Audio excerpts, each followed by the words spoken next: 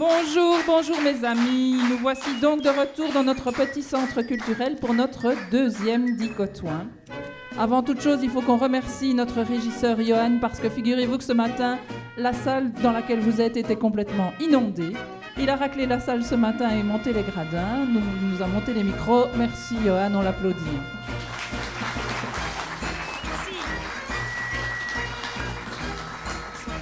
Alors on est content parce que je crois que le public a doublé, si pas triplé depuis la dernière fois.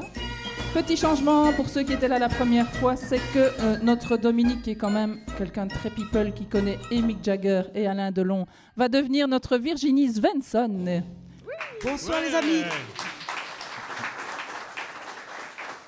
Alors tout de suite, je vous présente les chroniqueurs. Nous avons la reine des sabots en plastique. Bonsoir Véronique. Salut Amélie Cotin. Notre inventeuse de mots magiques, bonsoir Zaza. Bonsoir toi, bonsoir les tudiniens, les tudiniennes. Je ne sais pas si vous l'avez remarqué, mais ses pieds ne touchent plus le sol tellement il est amoureux. Fabien, bonsoir. Bonsoir ma popinette. Alors c'est uniquement pour entendre rire sa femme qu'on l'a invité comme chroniqueur, mais non, c'est parce qu'il est le champion des définitions subtiles. Bonsoir Thierry. Bonsoir à tous. Et comme dit Xavier Losso, courage. Alors il est revenu, pourtant il habite fort loin, de l'autre côté de la Sambre. Non, il n'habite plus de l'autre côté de la Sambre, il a déménagé. Du bon côté de la Sambre. Du bon côté de la Dans le Ça mauvais dépend village, où on mais se du bon situe. côté. Bonsoir Jean-François, le gars d'à côté. Bonsoir tout le monde. Alors par contre, grâce à lui, on a été obligé d'éviter tous les oeufs pontificaux pendant tout le mois de mai 2011. On ne sait pas comment il a survécu à la Saint-Roch depuis la dernière émission, mais il est toujours là. Bonsoir Thomas. Bonsoir à tous. Enfin, nous accueillons un petit nouveau qui sera le plus jeune de l'équipe. Bienvenue à Adrien. Bonsoir à tous. Et merci aux oirs pontificaux qui nous le prêtent pour la soirée. Et voici venu le moment de vous présenter notre invité. Mais je me permets quand même de faire quand même un applause énorme à notre présentatrice préférée, Poppy. Merci.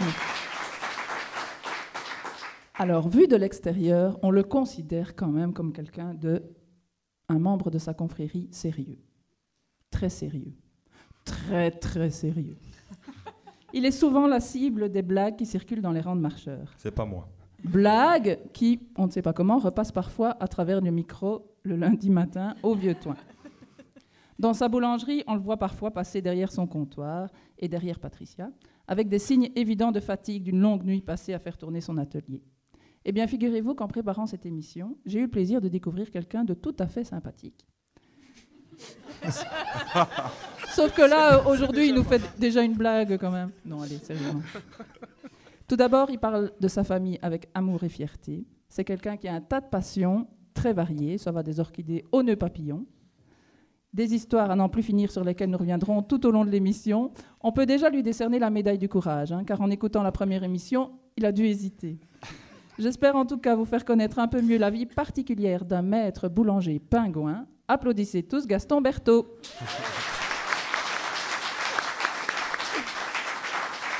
Bonsoir Gaston, tu n'es pas trop inquiet ? Non, ça va encore. Alors là, je crois que tu peux te rapprocher quand même un tout ça va petit peu. encore. Ça va ? Pas trop Après, stressé par... Non, ça va.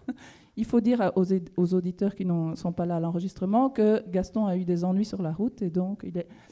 Pas en venant de toi. On avait envie de te chanter « Gaston, il est dans les bouchons ».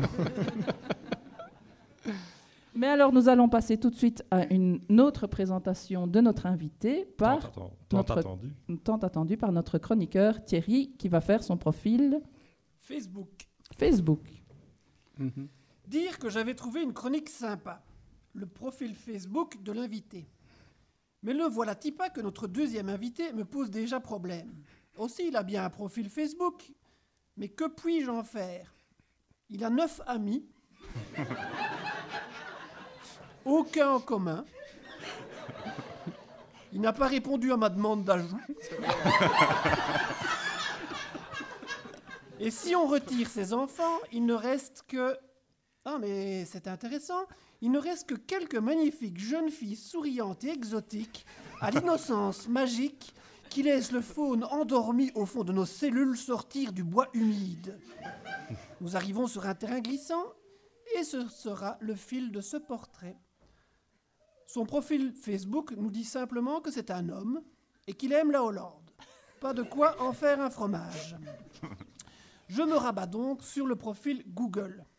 Là, c'est plus costaud. Gaston est responsable bibliothèque de l'Ami des orchidées de Montigny-le-Tilleul. Rappelons que orchidée vient du grec orchis qui signifie testicule.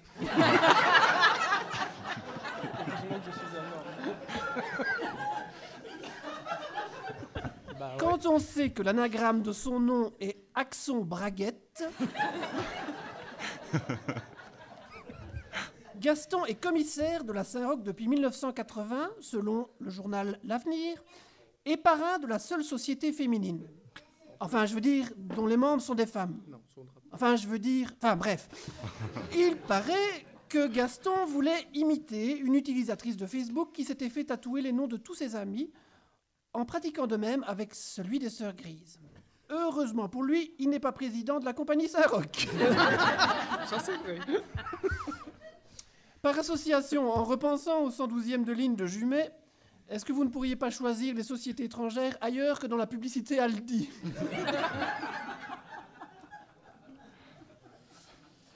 Le blog du Rotary de Thoin nous apprend que grâce à Gaston, la réunion de ce jeudi 26 novembre 2009 restera gravée dans les annales. Les annales, on revient encore au sujet. Amateur de reggae, il est mort à 19 ans et enterré au Père-Lachaise dans un cercueil en chêne massif. Ah non, c'est pas le même Gaston Berthaud. Excusez-moi, Berthaud est aussi un nom d'origine germanique. Bertwald, Bert qui veut dire brillant, et Waldan, gouverné. Brillant gouverneur. J'ajouterai que ce petit Zorro, Renardo chez les scouts, a une épouse qu'il appelle Sabanette. Non pas parce qu'elle le mène à la baguette, mais parce qu'elle a un cœur tendre et qu'elle sait rester craquante. Enfin, pour terminer, l'autre anagramme de ton nom, Gaston, est merveilleux. C'est au pluriel gâteau breton. Oh.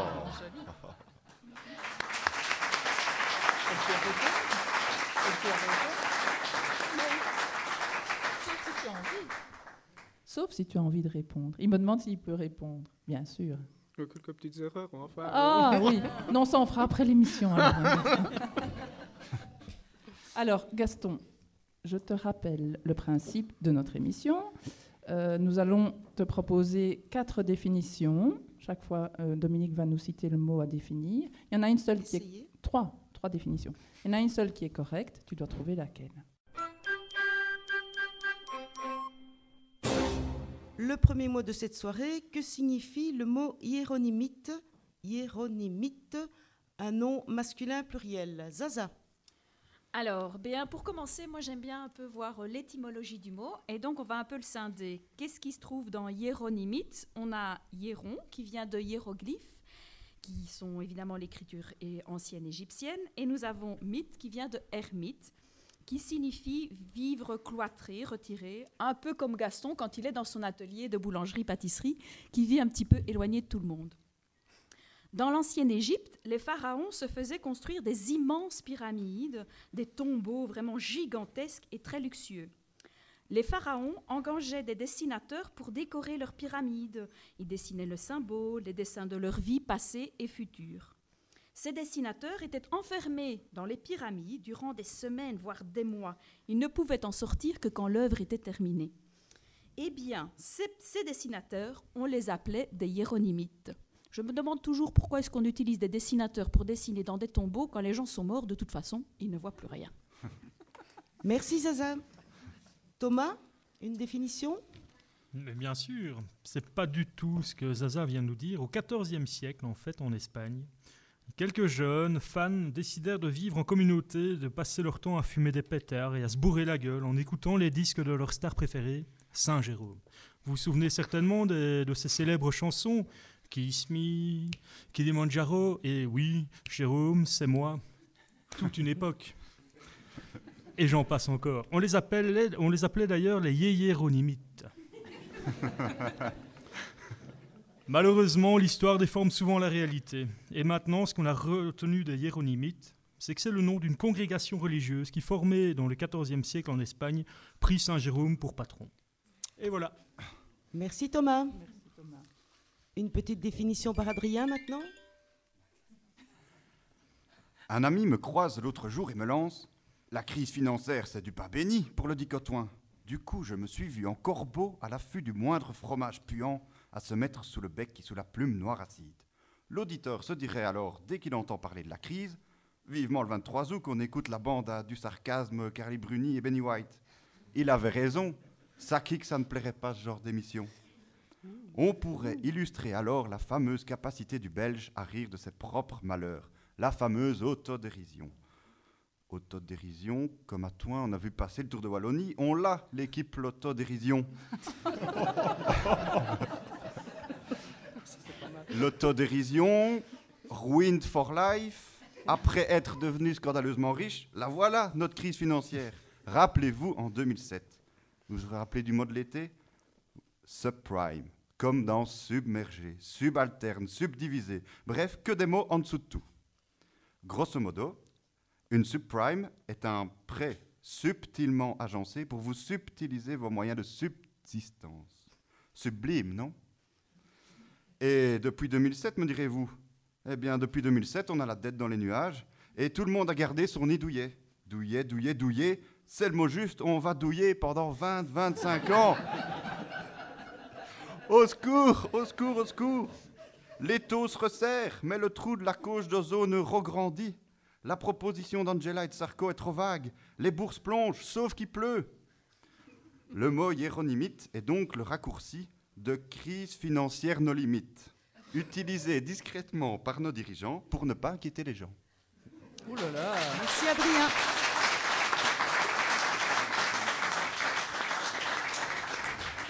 Merci, merci. Alors Gaston, dis-nous, est-ce que des hiéronymites, ce sont des dessinateurs de tombes, c'est ça ? Qui ne servent à rien. Une congrégation religieuse ou le raccourci d'une crise financière ? Je tenterai pour la deuxième. Il a dit la deuxième. Mais Gaston, si tu ne te rapproches pas du micro, on ne t'entendra pas. Je disais la deuxième. La deuxième, bravo, c'est bien ça.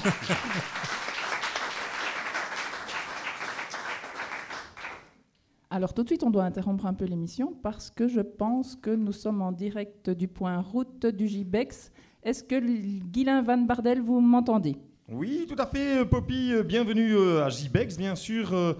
Nous avons trois petites annonces à vous donner. Nous insistons fortement pour que l'agriculteur qui n'est toujours pas venu rechercher sa vache à la Grand-Rue depuis la dernière émission le fasse assez rapidement, qu'il reprenne aussi le veau qui est né entre-temps, les oies qui se sont installées là et les 2 porcs qui dorment dans l'entrée du postil des Sœurs Grises. Attention, ne faites pas de raccourcis. Il est interdit de passer en voiture, nous vous le rappelons, sous la voûte de la ville basse et certainement pas en prétextant que Gaston Berthaud a installé un drive-in à cet endroit. Merci beaucoup. Je rappelle que les voitures descendant la Griplotte ne doivent pas s'étonner des secousses sous le roue. Ils sont juste occupés à descendre un escalier. Voilà Gibex 0800 6530. Merci Guylain.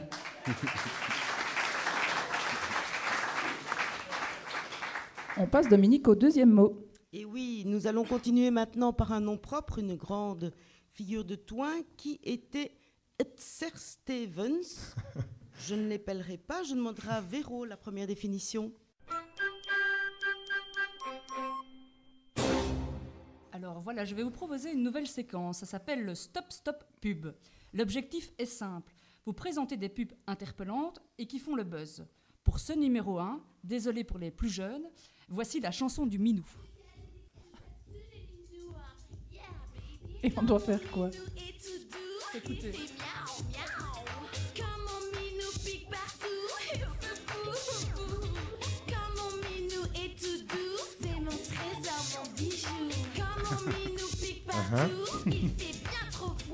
C'est une pub, hein.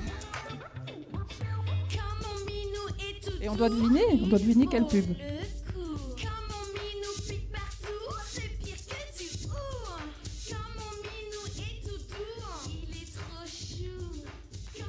Donc voilà un extrait du Minou tout doux.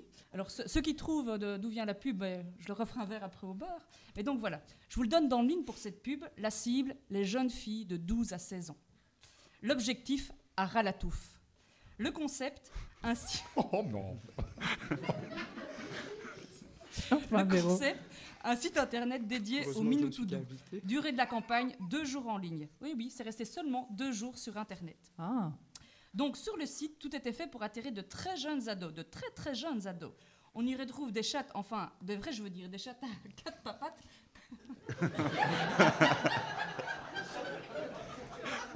Au départ, je l'avais Qu'est-ce qui pris est comme arrivé à Véronique chroniqueuse pour Carly sa pendant l'été? politesse, mais je vois que... Reprends-toi. Reprends-toi. Je vais avoir du mal. Ces chattes ressemblent étrangement à des pet shops. Vous voyez ces petites espèces de figurines que nos filles, nos gamines deviennent complètement folles quand elles les voient. Après avoir choisi son minou, l'ado est invité à passer le test du minou tout doux. Et là, le matou qui fait office de jury, mais je vous jure c'est vrai, j'invente pas. Hein. J'ai la petite affiche, après je vais la faire passer du minou tout doux. L'ado est invité à passer donc le test du minou et le matou lui dit, si elle rate le test, repasse le test du minou, pas assez douce. Avouez quand même que c'est un peu graveleux. Non, tout ça pour en venir à Cersei. Je me disais bien qu'on s'écartait quand même. Faudra que tu m'expliques, Véro, comment t'es arrivé à trouver ça sur Internet. Quand même. C'est Marc Michaud, c'est la publicité pour Peggy Mote. Et voilà, je viens de perdre mon poste de cantinière. Ça sera Merci Thierry. Jusque maintenant, je marchais chez les Tromblons, c'est fini. Ça sera notre prochain invité. Donc revenons-en à Cersei Vance. Personne ne le sait, mais vous voyez, grand-papa Nicolas...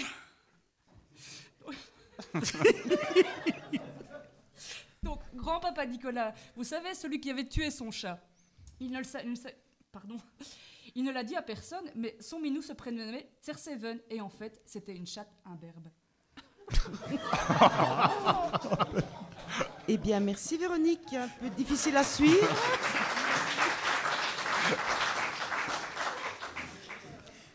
Jean-François. On ne donne plus de bière à Véro. Je l'avais écrit avant. Jean-François, mon minou, la bonne définition Sir Stevens, pardon. Ah non, c'est pas moi la bonne définition. Oh merde, pardon.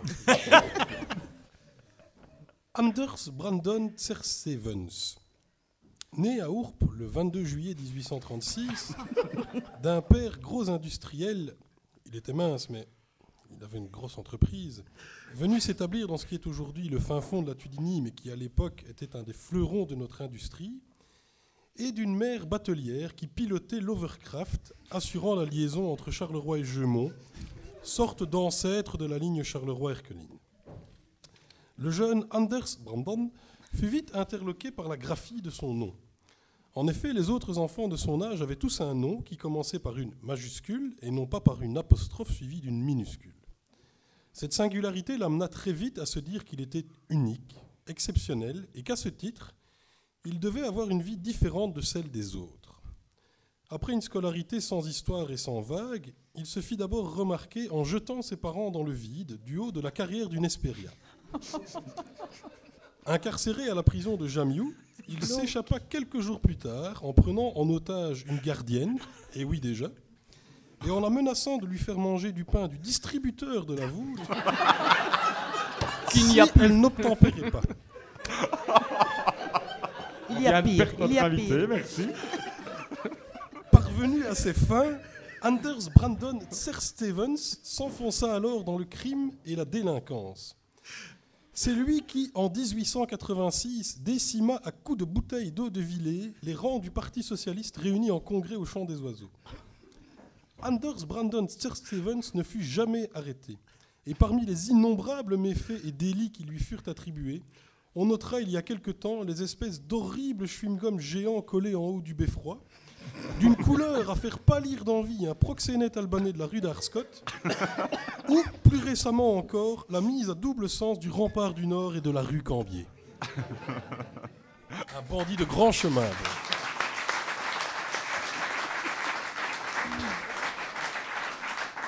Merci Jean-François. Fabien, une petite définition. Mais oui, mais du pas du minou. tout, ma petite Dominique. Je vous ai déjà parlé de cet ingénieur qui avait inventé une laisse pour chiens et chats en béton la fois dernière, vous en souvenez? Eh bien, je vais vous parler de M. Tsertsevens, que sa famille appelait Jeannot, qui est en fait l'inventeur de la péniche sur roue. En effet, adolescent, ce monsieur avait vécu l'apparition de l'automobile. Habitant dans la capitale de la batellerie, il trouva utile de mettre ce moyen de navigation à la page de la modernité. Il acheta une vieille péniche qu'il installa dans son jardin de la rue Saint-Nicaise, qui était d'ailleurs à ce moment-là la seule rue au bord de l'eau. Lors d'une crue de la Sambre, une crue exceptionnelle, pas comme celle qu'on vient d'avoir ici dans les dernières heures, cette année-là, due à l'efficacité de 5 barrages en amont de Thoin à cause d'un autre inventeur de la région qui avait mis au point un système de retenue d'eau en matériaux 100% biodégradables, mais bon, ça c'est une autre histoire que je vous raconterai un jour. Bref, revenons à Jeannot Tsertsevens.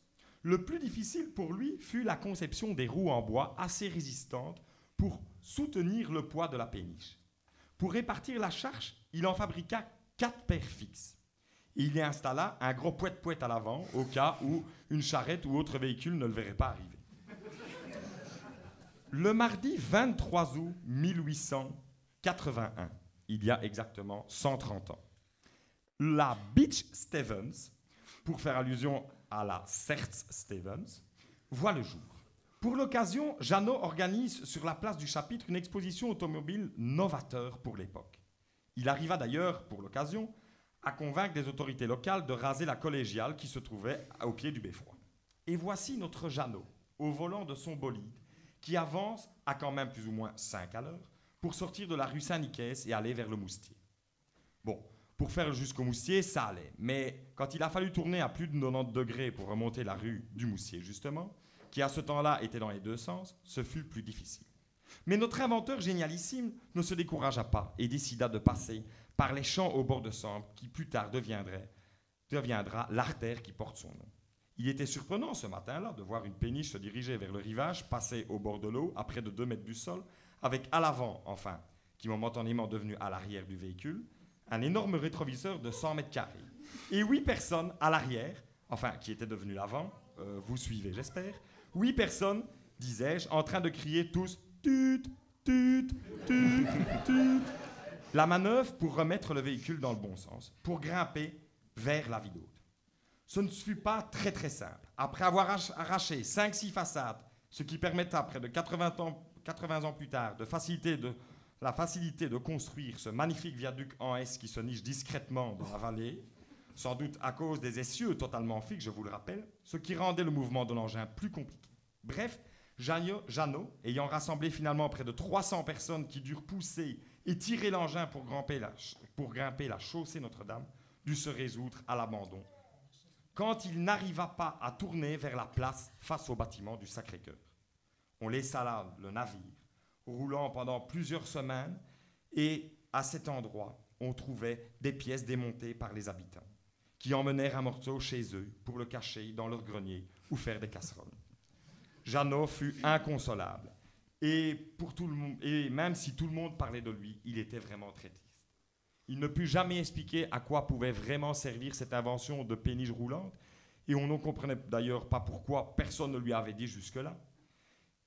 Et c'est vrai, cette biaise invention lui dut quand même le rôle de bourgmestre entre 1878 et 1890. Ah. Il est décédé à Marbais parce que quand même, un con qui fait une péniche à roulette, il fallait quand même qu'on le fasse exiler un jour ou l'autre. Merci Fabien. Merci Fabien. Alors, Gaston, qui était Tsertsevens? Une chatte imberbe? Un bandit de grand chemin inventeur des chewing-gums du Beffroi? Ou un bourgmestre qu'on a enterré à Marbais-la-Tour? Ben, malheureusement pour lui, l'histoire paraît assez cocasse, mais enfin, c'est le bourgmestre, quoi.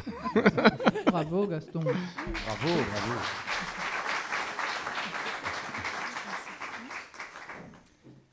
Alors, tout de suite, nous enchaînons avec notre Virginie Dominique qui nous a préparé un petit jeu. Oui, un petit jeu très court aujourd'hui, Poppy, puisqu'on est quand même dans les choses sérieuses. Hein. Donc, un petit jeu pour vous faire redécouvrir les merveilleuses histoires de notre enfance. Vous souvenez-vous de Sophie Rostopchine, je pense, illustre mamie, mieux connue sous le nom de comtesse de Ségur. Ah, la comtesse de Ségur. Voilà. Et si la comtesse de Ségur vivait ou avait vécu à Thoin, à qui aurait-elle pensé en écrivant tous ces bouquins? Donc je vais vous donner un titre, 3 propositions, à vous d'en choisir une bonne ou la moins pire, je dois bien l'avouer. Donc la réponse n'engage que vous. Nous allons, avec Véro, tirer... The Dé, tirer les concurrents au sort parmi nos invités et nos chroniqueurs. Alors, nous avons Adrien. Adrien, si je te dis Les Malheurs de Sophie, Paul Furlan, Paul Magnette ou Albert Rinaldi? On va prendre Albert. Voilà. Ça n'engage que toi, Adrien.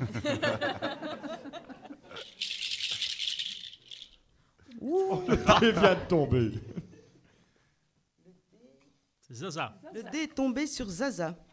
Les petites filles modèles, Béatrice Monceux et Anne-Marie Copé, qui est dans la salle, les cantinières de la 5e, ou Béa et Caroline du Rapido?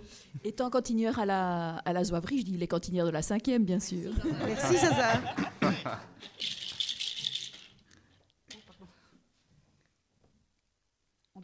Véronique, la sœur de Gribouille, Amy Winehouse, Poppy, Wiza. Isa. La réponse n'engage que toi.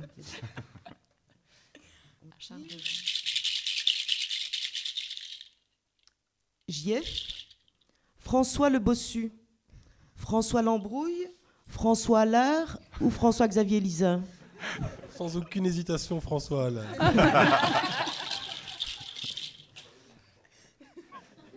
Plus costaud. Alors, c'est pour Thierry. Plus difficile.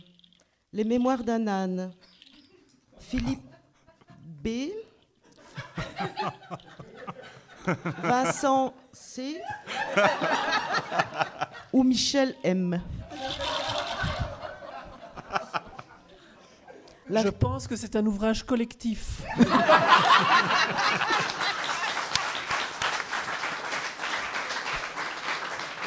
Merci Thierry.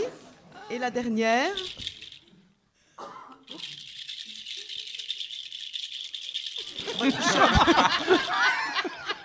Pour une réponse collective. Les deux Nigo. Je suis désolée, je ne sais plus me relire.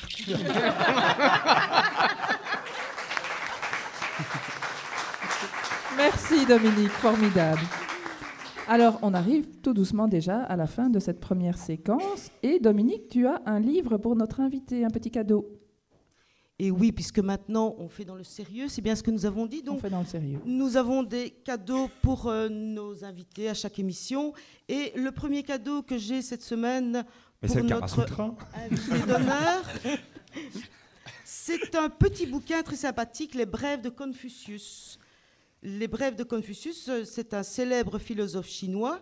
Ses écrits datent de 5 siècles avant Jésus-Christ et ils viennent d'être retrouvés par Madame Xun Xilou dans le grenier de sa maison de Montreuil, dans une vieille malle en bois laqué qui était dans sa famille depuis des générations. Je vous en lis quelques extraits, j'en ai pointé plusieurs tout à l'heure. J'avais le temps. Alors. C'est bien, j'en ai laissé. Hein. Ce sont des petites questions. Est-on certain que la croix sur laquelle est mort Jésus n'a pas été fabriquée par Joseph?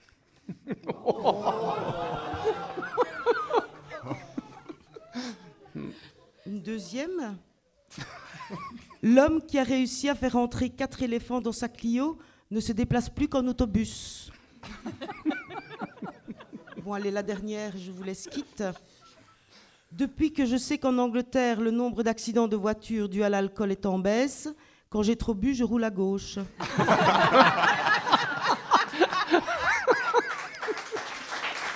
Eh bien, finalement, je crois que ça pourra encore me servir, donc je le garde. Je vous offre par contre le magnifique livre de Catherine Pèze. Ça s'appelle La gymnastique faciale, la méthode pour garder un beau visage naturel. C'est bourré d'idées, il y a des photos magnifiques. Et je dois le prendre pour moi? Oh, regardez Gaston, vous l'offrez à qui vous voulez. Et il y a même un CD à l'intérieur. Voilà, petit cadeau. Ah ben voilà, on va mettre ça à profit. Merci à tous. On termine donc déjà cette première partie. Oui, Fabien? Tout à fait, j'allais dire, je te disais oui. Oui.